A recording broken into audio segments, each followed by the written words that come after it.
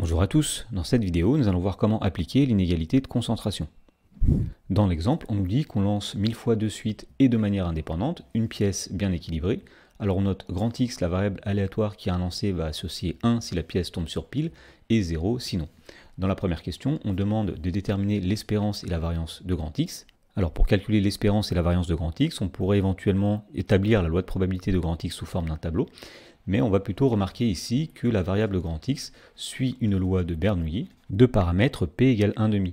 Et donc on sait que si grand X suit une loi de Bernoulli de paramètre P, l'espérance de grand X est égale à P et la variance de grand X est égale à P facteur de 1 moins P.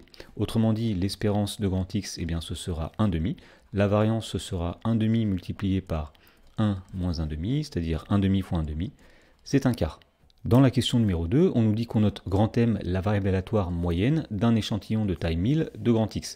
On demande de montrer que pour tout delta strictement positif, la probabilité que la valeur absolue de M moins 0,5 soit supérieure ou égale à delta est inférieure ou égale à 0,00025 sur delta au carré. Alors pour démontrer cela, on va utiliser l'inégalité de concentration que nous allons rappeler.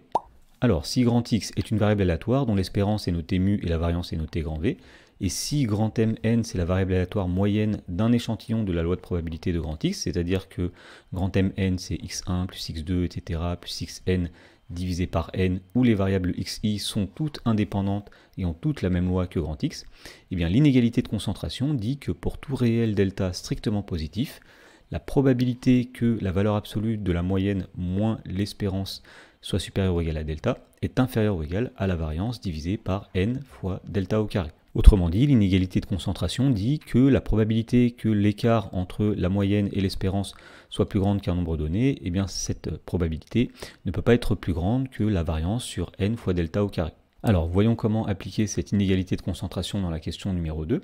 Donc grand M c'était la variable aléatoire moyenne d'un échantillon de taille 1000 de grand X. Autrement dit ici, le nombre n sera égal à 1000. Ensuite, on avait dit dans la première question que l'espérance de grand X était égale à 1,5 et que la variance de grand X est égale à 1 quart. Et donc, d'après l'inégalité de concentration, eh bien, on peut dire que pour tout nombre delta strictement positif, eh bien, la probabilité que l'écart entre grand M et l'espérance, qui vaut 1,5 ici, soit plus grande que delta, eh bien, cette probabilité est plus petite que la variance de grand X divisée par n fois delta au carré, c'est-à-dire 1 quart divisé par 1000 fois delta au carré. Et donc pour finir, il suffit simplement de calculer 1 quart divisé par 1000. Donc on va dire ici que cette inégalité est équivalente à la probabilité que la distance entre m et l'espérance 1,5 soit plus grande que delta, eh bien, est plus petite que, donc ici nous avons 0,25 divisé par 1000, c'est-à-dire 0,00025, le tout divisé par delta au carré. Dans la question numéro 3, on nous demandait d'en déduire une majoration de la probabilité que la valeur absolue de m moins 0,5 soit supérieure ou égale à 0,05. Autrement dit, ce qu'on va faire ici, c'est simplement appliquer la question numéro 2 au nombre delta qui vaut 0,05. Donc on va dire que si delta est égal à 0,05, eh bien l'inégalité de concentration va dire que la probabilité que eh bien, la valeur absolue de m moins 1,5 soit plus grande que 0,05, eh bien cette probabilité sera plus petite. Donc ici nous avons dit qu'il faut faire 0,00025 divisé par le nombre delta au carré, c'est-à-dire 0,05 au carré. Et donc lorsqu'on calcule ce nombre, eh bien on trouve tout simplement 0,1, autrement dit, la probabilité que la distance entre la moyenne et 1,5 soit plus grande que 0,05 est plus petite que 0,1. Dans la question numéro 4, on nous demande de montrer que l'événement grand A, qui est la fréquence de pile, est strictement comprise entre 0,45 et 0,55, eh bien cet événement a une probabilité supérieure à 0,9.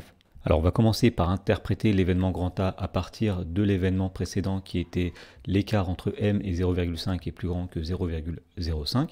Donc si on trace un axe comme ceci et qu'on place les valeurs 0,45 et 0,55, eh bien l'événement grand A correspond bien à tout ce qui est assuré en bleu ici. Et donc le contraire de l'événement grand A sera tout ce qu'on assure ici, c'est-à-dire eh bien la fréquence de pile est inférieure ou égale à 0,45 et supérieure ou égale à 0,55. Alors ce qu'on a assuré représente en fait l'événement, eh bien la fréquence moins 0,5 est supérieure ou égale à 0,05.